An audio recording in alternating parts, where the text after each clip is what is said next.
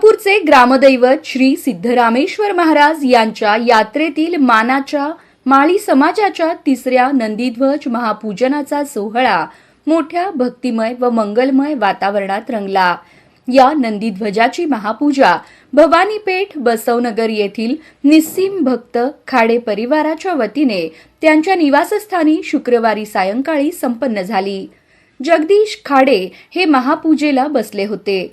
या प्रसंगी व्यापारी बसवराज इटकळे, समाजसेवक दशरथ उर्फ बाबूराव जमादार, रंजिता चाकोते, माजी नगरसेवक केदार उंबरजे, काँग्रेसचे नेते सुदीप चाकोते, महापालिकेचे माजी सभागृह नेते सुरेश पाटील, मानकरी महादेव तोडकर, चन्नवीर चिट्टे, गिरीश भैरप्पा, शिवानंद खाडे, महानंदा खाडे आदी मान्यवरांसह भक्तगण उपस्थित होते। मानाच्या नंदीध्वजाची महापूजा आरती झाल्यावर सर्वांनी महाप्रसादाचा आस्वाद घेतला। महाप्रसादात हुग्गी, चपाती, भजी, डाळ, भात आदी अन्नपदार्थांचा समावेश होता।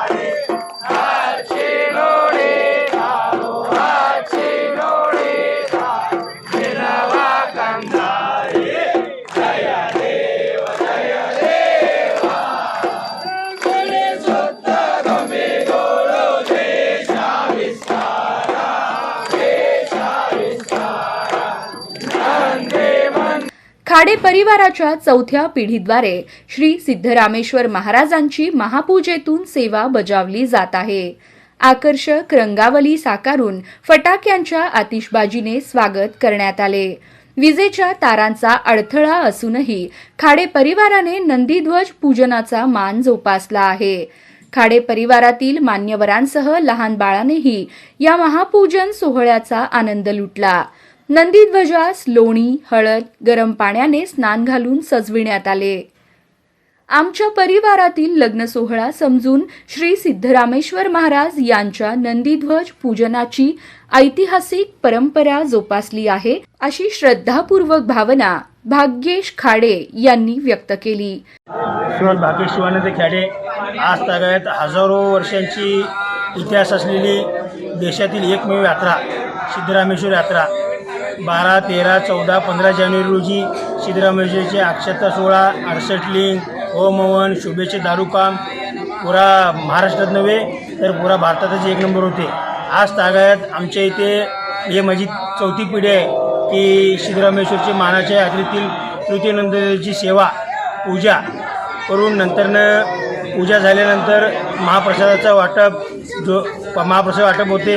त्यानंतर नयनरम्य अशा फटाकण्याच्या आतिषबाजी करून आजच्या पूजेची आम्ही सांगता करतो। घरात असं होते की जणू घरातील एक लग्न काम एवढं जोरात करत नाही, पण आम्ही सिद्धरामेश्वरची सेवा आजपर्यंत अखंड खूप मोठ्या प्रमाणात करतो।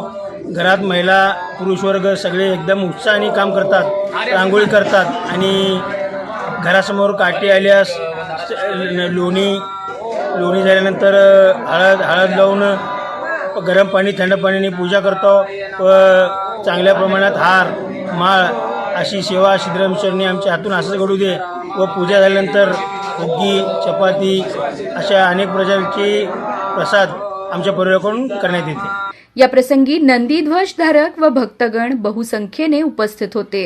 महापूजेनंतर हर्र बोला हर्रचा एकच जयघोष सर्वत्र निनादल्याचे दिसून आले।